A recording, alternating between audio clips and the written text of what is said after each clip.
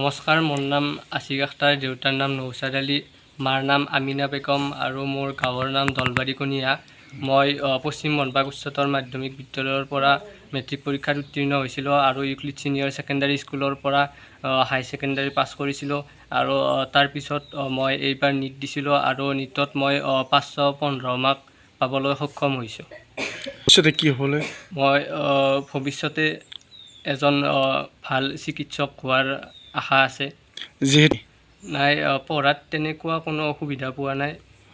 পিতৃয়ে কি কৰিছিলে? পিতৃয়ে মোৰ খেতি কৰিছিল।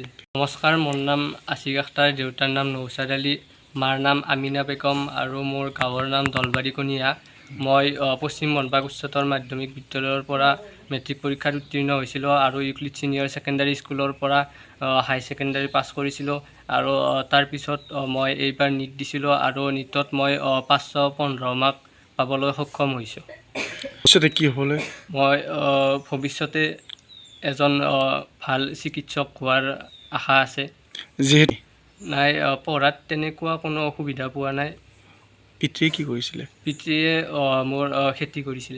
নমস্কাৰ, মোৰ নাম আছিক আখতাৰ, দেউতাৰ নাম নৌচাদ আলী, মাৰ নাম আমিনা বেগম আৰু মোৰ গাঁৱৰ নাম দলবাৰী কণিয়া। মই পশ্চিম বনবাগ উচ্চতৰ মাধ্যমিক বিদ্যালয়ৰ পৰা মেট্ৰিক পৰীক্ষাত উত্তীৰ্ণ হৈছিলোঁ আৰু ইউক্লিড ছিনিয়ৰ ছেকেণ্ডাৰী স্কুলৰ পৰা হাই ছেকেণ্ডাৰী পাছ কৰিছিলোঁ আৰু তাৰপিছত মই এইবাৰ নীট দিছিলোঁ আৰু নীটত মই 515 মাৰ্ক পাবলৈ সক্ষম হৈছোঁ। ভৱিষ্যতে কি হ'লে? মই ভৱিষ্যতে এজন ভাল চিকিৎসক হোৱাৰ আশা আছে। যিহেতু নাই, পঢ়াত তেনেকুৱা কোনো অসুবিধা পোৱা নাই।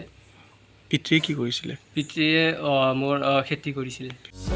যিকোনো খবৰৰ বাবে যোগাযোগ কৰক আমাৰ এই নম্বৰত 9181 307 2221।